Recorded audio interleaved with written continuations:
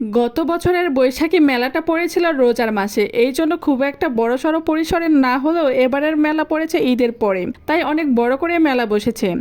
বরাবরই মেলাতে ছোট বাচ্চাদেরই বেশি দোকান বসে।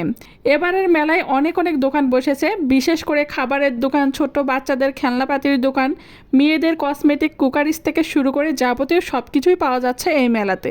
মেলাতে আসলে ছোটবেলার কথা ভীষণ মনে পড়ে যায়।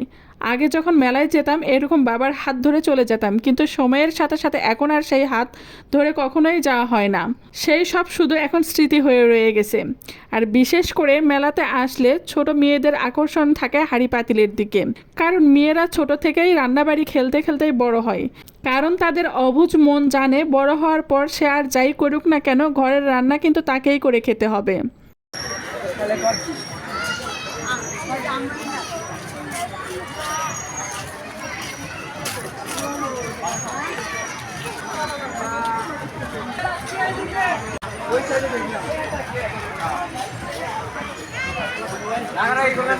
আর মেলায় আসলে এই মাটির খেলনাগুলো দেখতে ভীষণ ভালো লাগে।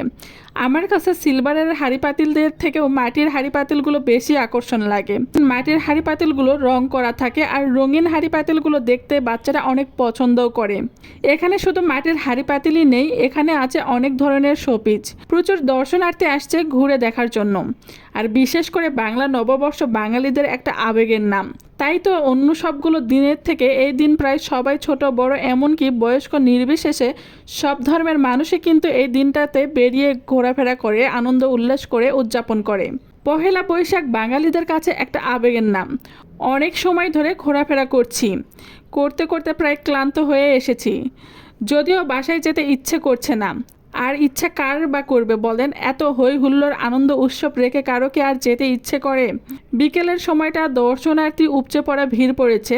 বৈশাখের দিনে সকাল থেকে পান্তা ভাত দিয়ে শুরু হয় পহেলা বৈশাখ, আর সারা দিনটা প্রায় উৎসবে মুখরিত থাকে। মেলার সাংস্কৃতিক অনুষ্ঠান সব কিছু মিলিয়েই যেন আনন্দের শেষ নেই। তাই তো এত আনন্দ উল্লাস করে বাঙালিরা এই দিনটা পালন করে আসছে।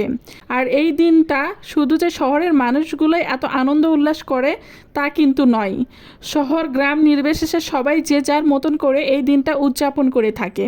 আপনাদের সাথে কথা বলতে বলতে আমার বিদায়ের ঘন্টা চলে এসেছে, তাই আজকে এখানেই আপনাদেরকে বিদায় দিচ্ছি। আবারও দেখা হবে নতুন কোনো ব্লগ ভিডিও নিয়ে। সে পর্যন্ত আপনারা সবাই ভালো থাকবেন, সুস্থ থাকবেন, আর অবশ্যই নিজের যত্ন নেবেন। Thank you so much for watching my video.